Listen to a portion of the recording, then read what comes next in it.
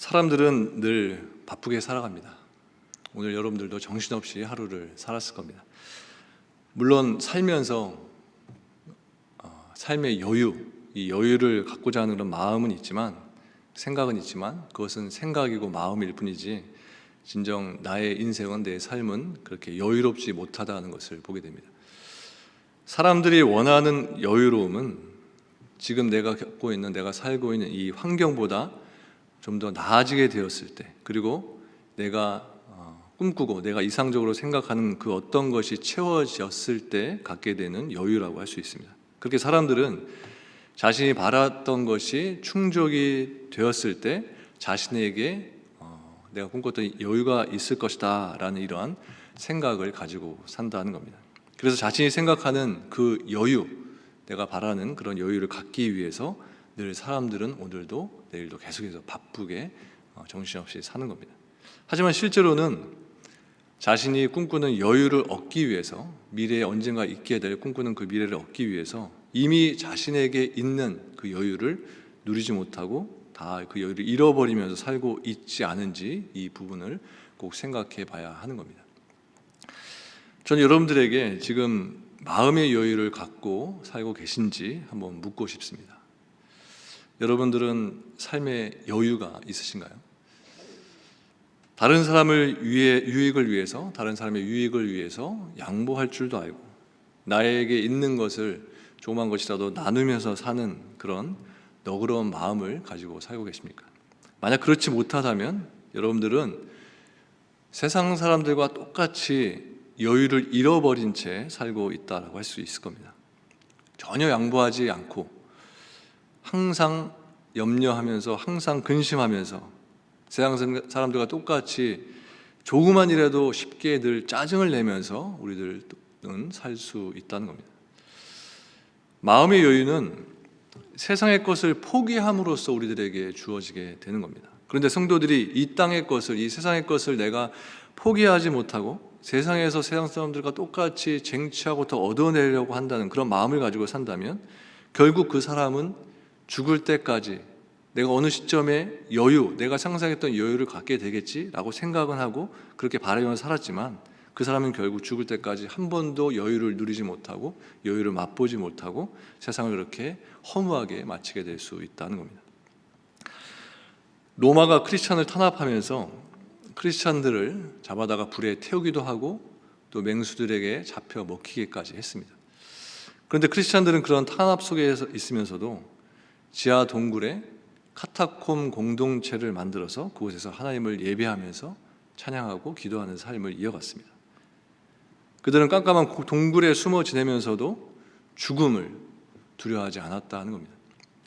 제가 몇 년 전에 카타콤에 갔었는데요, 그때 그 카타콤에 내려가면서 또 그 곳을 보면서 여러 가지 생각들, 여러 가지 감정들을 갖게 되었습니다.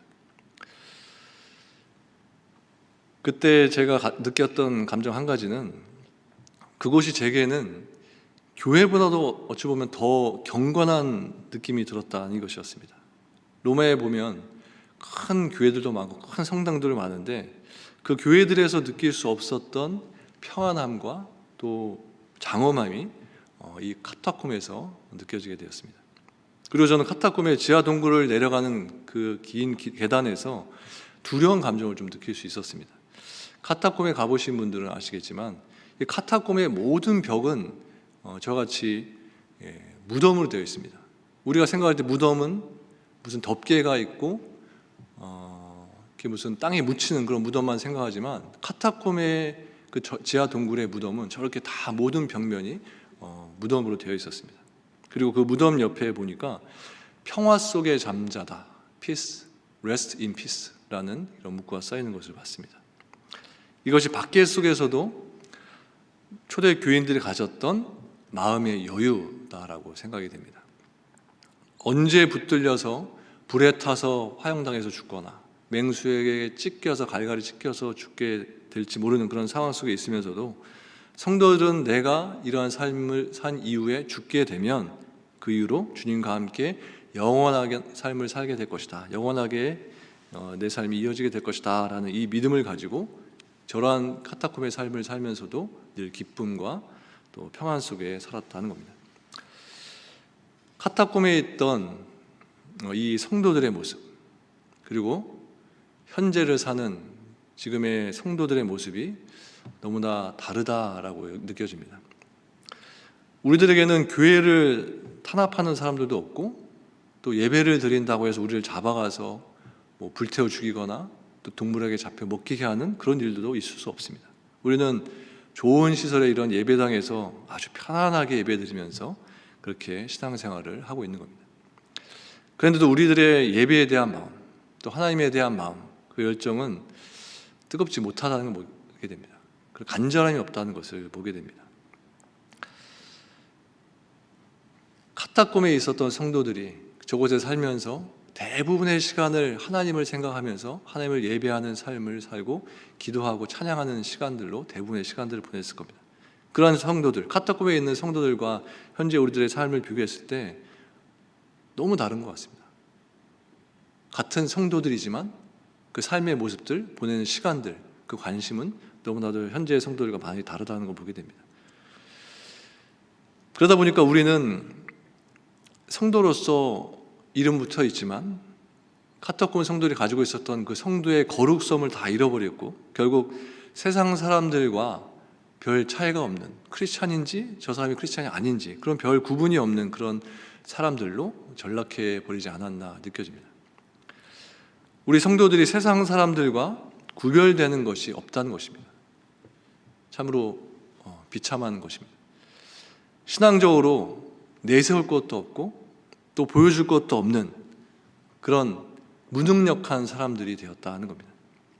자신만만하게 내가 복음에 대해서는, 하나님에 대해서는 내가 평소에는 조용하고 또 말을 많이 하지 않을지라도 내가 그것을 발언하고 또 내세우고 또 누군가 그것에 대해서 질문했을 때 내가 자신 있게 말해줄 수 있어야 하지만 그것을 말하지 못하는 우리 성도들일 수 있다는 겁니다. 지금 나에게 있어서의 성도로서의, 크리스찬으로서의 이 신앙생활에서의 즐거움이 있는데, 세상 사람들이 느끼지 못하는, 누리지 못하는 그 즐거움이 있는데, 나는 그 즐거움 가운데 있는데, 그 즐거움에 대해서, 그 기쁨에 대해서 나는 이러한 삶을 통해서 이러한 즐거움 가운데 산다, 바로 그 즐거움이 나에게는 이것이다 라고 분명하게 말해 줄 수 있어야 하는데 우리들은 그렇지 못하다는 것입니다. 그런 기회들도 있음에도 불구하고 입을 다물고 있고, 또 그런 상황 속에서 나는 늘 침묵하면서 그냥 하나님께서 언젠가 저들의 마음을 일깨우셔서 알려주시겠지, 모든 것들, 모든 짐들을 다 하나님께 내던지고 있는 모습일 수 있는 겁니다. 그렇기 때문에 우리는 세상 사람들과 똑같이 마음의 여유가 없이 쫓기듯이 살고 있는 것이고, 세상 사람들처럼 똑같은 상황 속에서 화를 내면서, 똑같은 상황 속에서 짜증을 내면서 현재를 살고 있는 겁니다. 오늘 본문 3절에 보면 이렇게 말씀합니다. 이 사람 모세는 온유함이 지면의 모든 사람보다 더하더라. 여기 말씀해 보면 모세의 온유함이 세상 모든 사람들 가운데서 가장 뛰어나다라고 말씀합니다. 세상 모든 사람 중에 가장 온유한 사람이 모세다, 이렇게 말씀해 주는 겁니다. 그러나 실제 모세의 행동들, 그의 삶을 보면 모세는 온유하다라고 하기보다는 화도 많고 또 충동적인 사람이었던 것을 알 수 있습니다. 모세는 자기 동족을 학대하는 애굽 사람을 보고 화를 참지 못하고 그를 죽여서 모래 속에 파묻어 버리는 그런 사람이었습니다. 그랬던 그가 그 후에 미디안 광야에서 40년을 숨어 지내다가 80세가 된 어느 날 시내산에서 하나님을 만나게 되었습니다. 출애굽기 3장 5절에 보면 그때 하나님께서는 모세에게 이런 말씀을 하십니다. 네가 선 곳은 거룩한 땅이니 내 발에서 신을 벗으라. 여기 말씀에서 신을 벗는다는 것은 하나님의 종이 된다는 것을 의미해 주는 겁니다. 그처럼 하나님께서는 모세가 하나님의 종이 되기를 원하셨다는 겁니다. 더 이상 자기 스스로 주인이 되어서 자기 마음대로 마음껏 그런 인생을 사는 것이 아니라 하나님의 종으로서 그를 부르셔서 하나님이 원하시는 그런 인생을 살게 하시기 위해서 하나님께서 모세에게 신을 벗으라 라고 하시면서 그를 종으로 부르셨다는 겁니다. 그래서 하나님은 모세에게 내 신을, 너가 현재 신고 있는 그 더러운 신을 벗고 나에게 나아라고 말씀하신 겁니다.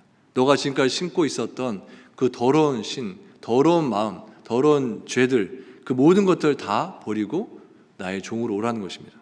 너가 지금까지 붙들고 살았던 너의 능력, 너의 힘, 너가 자랑했던 그 모든 것들, 그것을 벗고 오직 나만을 의지하고 나에게 나오라는 것입니다.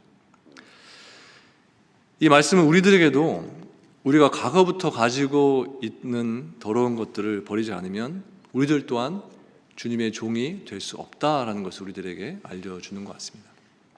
여러분, 혹시 지금까지도 버리지 못한 것이 있으시다면 지금 이 예배를 통해서 벗어버리는 여러분들 됐으면 좋겠습니다.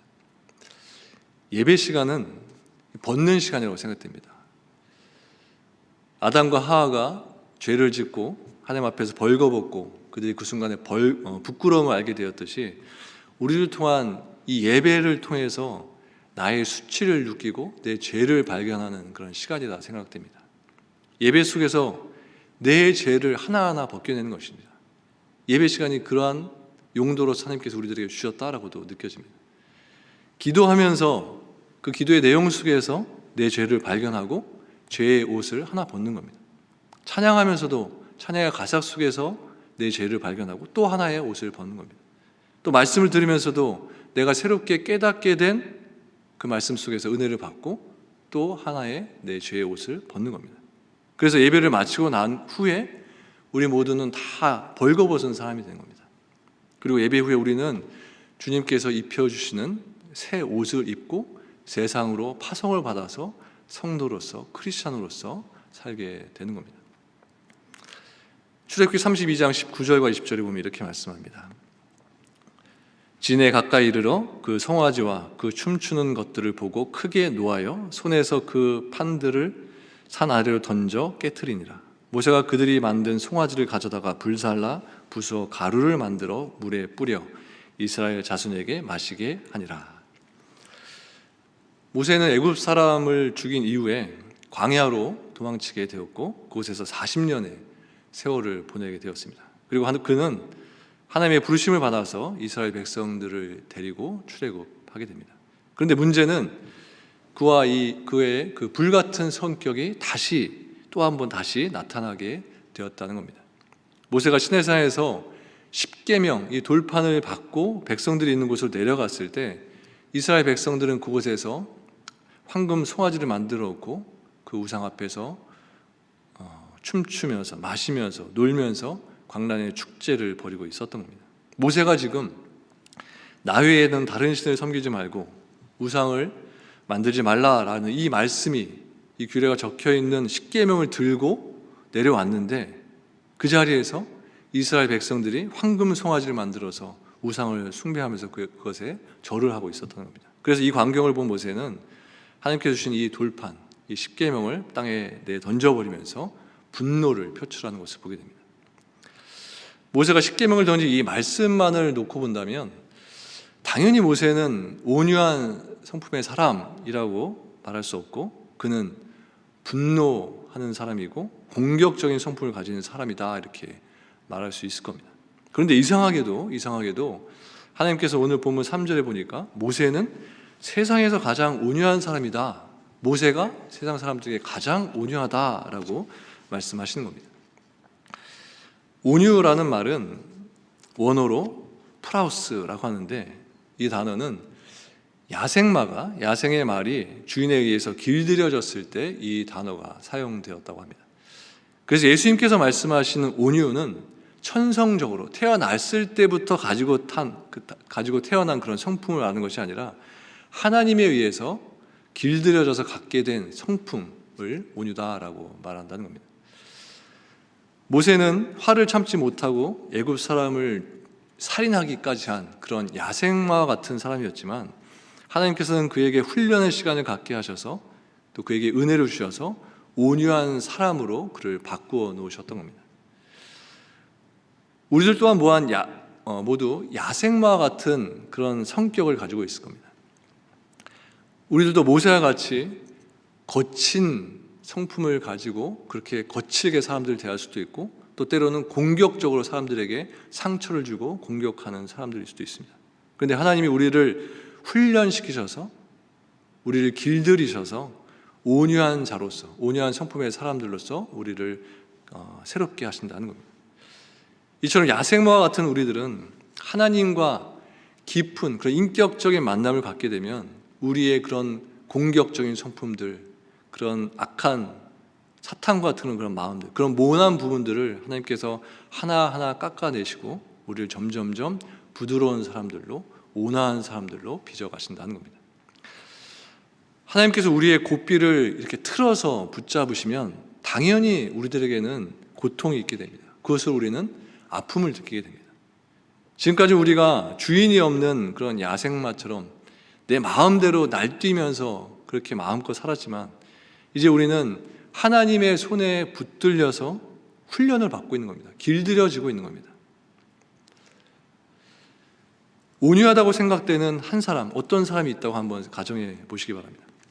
그 사람은 평상시에는 누가 봐도 저 사람은 정말 온유하다, 저 사람은 나보다 훨씬 온유하다라고 느껴지는 어떤 사람이 있습니다. 하지만 갈등이 생기고 어떤 상황 속에서 감정적인 싸움이 일어나게 되면 그 사람은 보통 사람들보다도 더 많이 몇 배나 흥분을 합니다. 또 어떤 문제 앞에서 쉽게 그 문제를 지혜롭게 온화하게 해결하지 못하고 더 문제를 망가뜨리고 더 문제를 크게 확산시켜 나갑니다. 그렇다면 이 사람은 온유한 사람일까요? 온유하지 않은 사람일까요? 반대로 평상시에 봤을 때는 그냥 성격이 그냥 일반적인 보통인 사람이 있습니다. 그냥 별로 그렇게 온유하다고 보이지 않는 어떤 사람이 있습니다. 그런데 그 사람은 큰 문제가 갑자기 발생을 하고 또 갈등이 생기게 되면 예상치도 않게 생각지 못하게 참 온유하게 지혜롭게 일을 잘 처리합니다. 그럼 이 사람은 온유한 사람인 걸까요? 아니면 온유하지 못한 사람인 걸까요? 진정한 온유는 평상시의 모든 상황이 다 원만하고 괜찮을 때 일어난 것이 아닙니다. 그것은 온유하다기보다는 그냥 편안한 삶을 살아가는 것뿐인 것입니다. 그러나 가장 힘들고 가장 괴로운 상황 속에 있을 때, 그런 힘든 상황 속에서 온유하다면 그것이 진짜 온유다라는 겁니다. 왜냐하면 그의 온유함이, 그 사람이 온유함을 인해서 그 주변에 있던 모든 사람들의 불안과 분노와 또 걱정, 이 모든 것들을 다 지워주고 없애주기 때문입니다. 그래서 진짜 온유는 평안할 때, 그냥 일반적인 상황 속에서가 아니라 극한 상황 속에서 드러나게 되는 것이 진짜 온유다라고 할 수 있는 거죠. 그 상황 속에서 진짜 온유가 확인될 수 있는 겁니다. 시편 37편에 보면 온유한 자에 대해서 이렇게 말씀하고 있습니다. 37편 9절에 보니까 진실로 악을 행하는 자들은 끊어질 것이나 여호와를 소망하는 자들은 땅을 차지하리로다. 11절에 그러나 온유한 자들은 땅을 차지하며 풍성한 화평으로 즐거워하리로다. 또 29절에 보니까 의인이 땅을 차지하며 거기서 영원히 살리로다 말씀합니다. 여기 보면 온유한 자는 여호와를 소망하는 자다라고 했습니다. 그리고 온유한 자는 풍성한 화평으로 날마다 즐거워하는 자다라고 했습니다. 여기 11절에 풍성한 화평이라는 것은 자기 혼자만, 나만 누리는 복이 아니라 내 주변에 있는 사람들, 내 공동체 안에 있는 사람들, 내 이웃과 함께 나누는 그런 복, 그런 진정한 복을 말하는 겁니다. 즉 공동체의 모든 성도들과 함께, 내 이웃들과 함께 나누는 그런 샬롬을 의미한다고 할 수 있는 겁니다. 예수님께서도 마찬가지였습니다. 마태복음 11장 29절에 보면 예수님께서는 스스로를 가리켜서 나는 마음이 온유하다, 나는 겸손하다 이렇게 말씀하셨습니다. 특히나 예수님께서는 가난한 자들과 함께 하셨고 또 소외된 자들과 함께 하셨습니다. 그리고 예수님께서는 더러운 제자들의 발을 손수 닦아주실 정도로 예수님은 그렇게 친절하신 분이셨고 겸손하신 분이셨습니다. 그러나 예수님이 항상 언제나 부드럽고 온유하시지는 않으셨던 것을 보게 됩니다. 요한복음 2장 13절에서 15절의 말씀을 이렇게 기록합니다. 유대인의 유월절이 가까운지라 예수께서 예루살렘으로 올라가셨더니 성전 안에서 소와 양과 비둘기 파는 사람들과 돈 바꾸는 사람들이 앉아 있는 것을 보시고 노끈으로 채찍을 만드사 양이나 소를 다 성전에서 내쫓으시고 돈 바꾸는 사람들의 돈을 쏟으시며 상을 엎으시고. 유월절은 유대인 최고의 절기인데 이때는 흩어져 살던 수많은 유대인들이 예루살렘 성전에 찾아와서 이 유월절을 지키게 됩니다. 그런데 그때 예수님이 채찍을 만드셔서 양과 소들을 다 내쫓아 버리시고 돈을 바꾸는 사람들의 그 돈을 다 쏟으시고 상을 엎어 놓으신 겁니다. 그래서 이 성전은 이 유월절의 분위기는 완전히 아수라장이 되었을 겁니다. 이 말씀을 우리는 전혀 우리가 예수님 하면 상상할 수 없는 예수님의 성품, 분노하시고 화내시고 상을 뒤엎으시는, 정말 좀 상상할 수 없는 그런 예수님의 그런 분노하시는 모습을 보게 되는 것입니다. 우리는 모세와 예수님을 통해서 온유한 사람이, 성경에서 말하는 이 온유한 사람이라는 것이 단순히 성품이 조용하고 성품이 단지 부드러운 사람이 아니다라는 것을 알게 됩니다. 때로는 성도들도 분노할 수 있습니다. 그렇다고 해서 아무 때나 화를 내거나 성내는 것은 아닙니다. 자기 자존심이 상했다고 해서, 내 명예가 손상됐다고 해서, 단지 내 기분이 나쁘다고 해서 화를 내고 분노하는 사람은 당연히 성경에서 말하는 온유한 사람일 수 없다는 겁니다. 진정으로 온유한 사람은 하나님이, 내가 믿는 유일신 하나님이 무시를 당하고 하나님의 이름이 손상이 되고 하나님의 뜻이 멸시를 당할 때, 그리고 하나님의 집, 하나님의 교회가 더럽혀지게 될 때 예수님과 같이 분노하는 사람이라고 말할 수 있는 겁니다. 그 사람이 바로 성도인 겁니다. 온유한 사람인 겁니다. 이러한 상황 속에서 분노하는 것, 이것을 바로 거룩한 분노, 성도가 가질 수 있는 분노, 거룩한 분노라고 할 수 있다는 겁니다. 온유한 사람은 이렇게 거룩한 분노를 가질 수 있다는 겁니다. 하나님의 교회가 공격을 받게 될 때, 하나님의 이름이, 예수 그리스도의 이름이 망령되이 여김을 받게 될 때, 단지 우리는 그 상황 속에서 침묵만 하거나 그냥 하나님께서 하시겠지 하면서 그냥 못 본 척하고 지나간 것이 아니라, 온유하기 때문에 우리들은 성도로서 거룩한 분노를 가지고 하나님의 뜻과 하나님의 이름을 지켜내야 한다는 겁니다. 예수님께서 예수님의 성품에 대해서 아주 분명하게 말씀하신 성경의 내용이 있습니다. 마태복음 11장 28절과 29절에 보면 이렇게 말씀합니다. 수고하고 무거운 짐진 자들아 다 내게로 오라. 내가 너희를 쉬게 하리라. 나는 마음이 온유하고 겸손하니 나의 명예를 메고 내게 배우라. 그리하면 너희 마음이 쉼을 얻으리니. 여기서 예수님은 하나님과 인간 사이의 중재자로서 지금 말씀을 하고 계신 겁니다. 예수님은 수고하고 무거운 짐진 자들에게 다 나에게 오라. 내가 너희를 쉬게 해줄 거다. 너에게 안식을 줄 것이다. 라고 이렇게 약속을 해주셨고, 그러면서 언급하신 성품이 바로 온유라는 이 성품입니다. 이 온유하신 예수님을 많이 닮았던 사람은 오늘 우리 함께 나누고 있는 모세라고 할 수 있을 겁니다. 하나님과 하나님의 백성들 사이에 중재자로서 오실 예수님 이전에 그런 중재자로서의 역할을 했던 사람, 예수님의 그 중재자로서의 그 역할을 이전에 그 역할을 했던 사람이 바로 모세였던 겁니다. 그리고 예수님 이후에도 하나님과 하나님의 백성들 사이에서 예수님과 같이 또 모세와 같이 중재자의 역할을 하는, 그런 역할을 하는 사람들이 있습니다.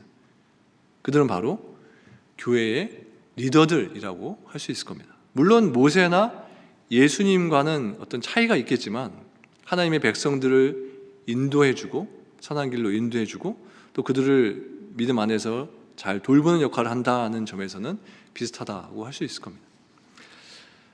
바울은 디모데후서 2장 24절과 25절에 보면 교회의 리더들이 어떠해야 하는지 이렇게 말해주고 있습니다. 주의 종은 마땅히 다투지 아니하고 모든 사람에 대하여 온유하며 가르치기를 잘하며 참으며 거역하는 자를 온유함으로 훈계할지니 라고 말씀합니다. 주의 종은, 교회의 리더들은 다투지 말아야 하고 무엇보다 온유해야 된다 이렇게 말씀합니다. 이처럼 하나님께서 교회 리더들에게 원하시는 것, 직분자들에게 원하시는 것은 온유라는 것입니다.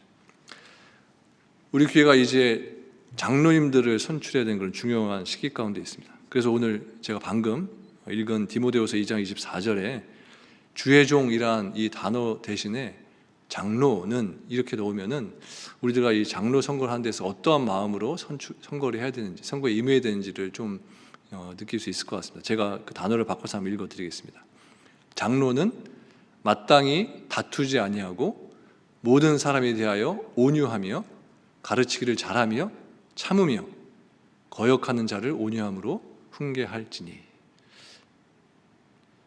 장로님들을 포함한 모든 교회 리더들에게 바로 이러한 모습이 있어야 한다는 것입니다. 하나님께서는 주의 종들에게, 교회 리더들에게 이러한 모습을, 이러한 성품을 갖기를 원하신다는 겁니다. 디모데전서 6장 11절에 보면 이렇게 말씀합니다. 오직 너 하나님의 사람아, 이것들을 피하고 의와 경건과 믿음과 사랑과 인내와 온유를 따르며. 또 골로새서 3장 12절에 보면 이렇게 말씀합니다. 그러므로 너희는 하나님이 택하사 거룩하고 사랑받는 자처럼 긍휼과 자비와 겸손과 온유와 오래 참음을 옷 입고 라고 말씀했습니다. 하나님의 사람들은, 하나님의 종들은 온유의 옷을 입어야 한다는 겁니다. 그리고 모세에게 하나님께서 말씀하신 것처럼 더러운 신을 벗으라, 이렇게 모세에게 하나님께서 말씀하신 것처럼 우리들은 날마다 나의 더러운 옷을, 더러운 신을 벗어버리고 하나님께서 입혀주시는 새 옷, 온유의 옷을 입어야 한다는 겁니다. 하나님께서는 하나님 나는 깨끗합니다, 준비가 되었습니다, 이렇게 자신만만하게 나오는 사람들을 찾으시고 그를 사용하시는 것이 아니라 하나님 나는 더럽습니다, 나는 추악합니다, 나는 죄인입니다 라고 이렇게 고백하면서 하나님께 엎드려서 주님께서 나를 사용하시기를 구하는 사람들, 그렇게 하나님만을 의지하는 사람들을 하나님께서는 찾으십니다.